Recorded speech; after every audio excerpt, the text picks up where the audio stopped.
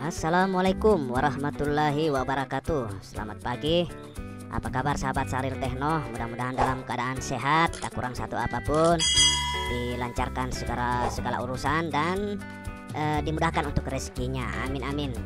Oke sahabat Sarir Techno, kali ini kami akan membagikan sebuah tool yang kami dapat dari Google Searching, yaitu tool FRT ataupun FRT tool versi 1.0.8. Seperti apakah penampakan tool ini? Kita akan review, kita akan lihat bersama. Oke, langsung saja. Ini adalah hasil ekstrakan Flasher Repair Tool, dan di sini ada file flasher.exe. Kita akan coba jalankan seperti apa tool ini. Kita double klik saja, kemudian kita tunggu sesaat sampai tool ini terbuka. Untuk itu kita minimize untuk foldernya sambil menunggu toolnya terbuka. Jangan lupa kita refresh sedikit sekali-sekali. Oke, kita tunggu sejenak, sabar, jangan lupa kawan-kawan sahabat menunggu sambil ngopi. Dan ini dia penampakan toolnya sudah terbuka. Untuk toolnya lebar, maksudnya untuk tingginya melebihi ya daripada resolusi monitor saya. Jadi saya angkat karena di bagian bawah ada untuk informasi CPU, flash type, flash size, dan capacity. Oke, seperti apa tool ini? Mari kita review bersama kawan-kawan. Di sini di bagian dialog kiri ada chipset ya, ada chipset, dan di sini masih kosong. Kemudian ada model juga masih kosong. Dan di sini di bagian dialog kanan ada service, ada flasher, reset tool, dan setting. Di bagian service juga ada fitur read informasi, bagian flasher ada untuk keperluan flashing. Kemudian di bagian reset kosong, bagian tool masih posisi terdisable. Dan di bagian setting ada untuk info login. Oke, kita akan coba login dengan akun standar yang sudah disertakan. Kita coba login untuk mengaktifkan fitur-fitur yang masih terdisable. Kita klik di bagian login. Kita tunggu sejenak sampai muncul informasi login successful. Welcome to use the FRT tool. Jadi seperti itu ya. Untuk bisa menjalankan tool ini kita harus melakukan proses login melalui menu setting. Oke, kita mulai dari chipset. Di sini ada eMMC, eRecovery, Fastboot, MediaTek, dan Qualcomm. Untuk eMMC modelnya otomatis mengidentifikasi. Kemudian bagian recovery masih juga otomatis. Artinya untuk chipset ya, bekerja pada mode apa ini disertakan di sini. Kemudian ada untuk mode fastboot. Kita lihat di sini ada login error. Kita lanjutkan ke MediaTek. Ternyata ada informasi login error juga ya kawan-kawan. Kita coba ke Qualcomm. Ada informasi login error juga.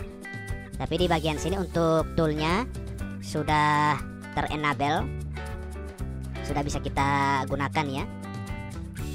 Kita akan coba untuk merestart tool ini. Kita akan tutup dan buka kembali untuk melihat apakah login error ini bisa teratasi atau tidak. Oke, kita tutup dulu. Kemudian kita buka kembali. Kita langsung ke menu setting untuk melakukan proses login. Kita tunggu sampai ada informasi login successful. Kita cek di bagian setting sudah terenable. Kita masuk di bagian MediaTek. Di bagian MediaTek. Nah, di sini sudah bisa digunakan ya. Untuk fiturnya sudah muncul untuk MediaTek. Jadi khusus untuk perangkat yang berchipset MediaTek. Kita lihat di sini untuk mode bootnya, yaitu dari DA boot 1, DA boot 2 sampai DA boot 4. Di bagian service, apa yang bisa kita lakukan pada perangkat yang akan kita eksekusi? Di sini kita bisa read informasi ya, mengecek informasi, tentunya khusus untuk yang berchipset MediaTek. Jadi posisi ketika kita akan melakukan read informasi, ini ada beberapa boot yang disajikan, bisa kita coba satu persatu, tentunya dengan menghadirkan perangkat yang akan kita jadikan sebagai bahan percobaan. Hanya saja kali ini kami Syahril Techno tidak mempunyai bahan ataupun perangkat yang akan dijadikan sebagai bahan eksekusi ataupun bahan percobaan. Kita hanya mereview fitur-fitur yang ada di tool ini. Kemudian di sini ada factory reset yang akan kita gunakan untuk mereset perangkat apabila mengalami kendala lupa pola, lupa pin dan sebagainya. Dan tentunya khusus untuk yang berchipset MediaTek. Kemudian ada hard reset, dan di bagian bawah ada FRP reset. FRP reset ini kita gunakan untuk membypass ataupun meremove FRP atau sering kita sebut istilah panjangnya akun Google. Jadi seperti itu kawan-kawan. Kemudian di bagian flasher kita lihat di sini ada read info, backup, flash dan erase. Jadi kita bisa melakukan read info sebelum melakukan flashing. Kemudian kita bisa membackup filenya sebelum kita lakukan langkah flashing. Dan di sini pada menu flasher ini kita bisa melakukan dua metode, yaitu metode flash dan metode erase. Jadi kalau untuk metode flash itu tersedia untuk menu reset partisi ya, reset partisi. Dan khusus erase itu juga menyediakan reset partisi. Jadi untuk firmware-nya kita bisa load di bagian sini. Di bagian sini ya. Kemudian kita lanjutkan dengan tombol start. Kemudian di bagian reset masih dengan untuk fitur MediaTek. Di sini ada pilihan reset ataupun reset option, yaitu factory reset, hard reset, RPMB reset dan FRP reset. Jadi untuk khusus untuk RPMB di sini ada untuk pilihan backup. Kita bisa backup terlebih dahulu ya. Kemudian kita ada di sini write flasher ataupun write flash dan erase. Terus di bagian tool, di bagian tool khusus untuk Qualcomm ya di sini. Tapi kita masih di pembahasan MediaTek, jadi kita pilih di bagian MediaTek. Jadi kita di sini hanya bisa mengeksekusi MediaTek extract OFP firmware. Jadi untuk chipset MediaTek maka di bagian tool kita klik yang bagian sini sesuai dengan kebutuhan ataupun keperluan kita. Jadi seperti itu. Kemudian di bagian setting hanya untuk proses login ya. Oke, kita langsung ke chipset Qualcomm. Oke, sudah bisa terbuka ya. Karena di sini sudah ada pilihan automatic identification dan manual selection. Kita ambil bagian otomatis ya. Bagian otomatiknya kita ambil. Untuk portnya itu secara otomatis akan terdeteksi. Di bagian service kita lihat, oke, ada read informasi, factory reset, FRP reset. Kemudian di bagian flasher, di sini ada read info, backup, ada read info. Dan yang saya mau pertanyakan, apakah ini bekerja khusus pilihan chipset yang kita pilih? Itu nanti kawan-kawan sendiri yang akan mencobanya. Karena saya juga belum tahu ya, apakah menu yang kita jalankan yang akan kita gunakan di bagian sini itu harus sesuai dengan chipset yang kita pilih di bagian sini. Kalau menurut saya pribadi ya harus sesuai ya, karena untuk pilihan chipsetnya di sini di bagian bawahnya tidak ada menu atau pilihan apapun. Jadi untuk pilihan chipset Qualcomm eksekusinya di bagian sini. Jadi seperti itu kira-kira ya kawan-kawan. Dan lanjut ke bagian reset. Di sini ada factory reset, hard reset, FRP reset, reset modem dan reset persist. Dan ini memang khusus untuk Qualcomm ya, karena di sini ada reset persist, reset modem.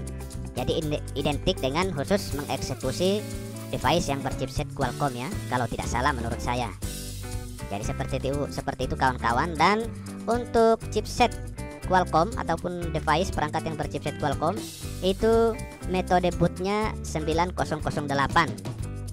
ataupun masuk pada mode EDL dengan metode test point.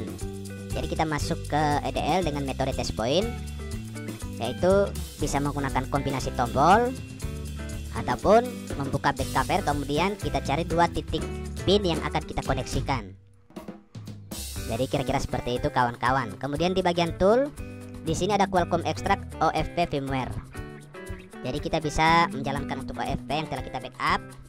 Kita buka melalui menu ini. Kita jalankan, kita cari di mana posisi filenya, kemudian kita lanjutkan dengan open. Kita akan coba lihat di bagian fastboot. Kita lihat seperti apa.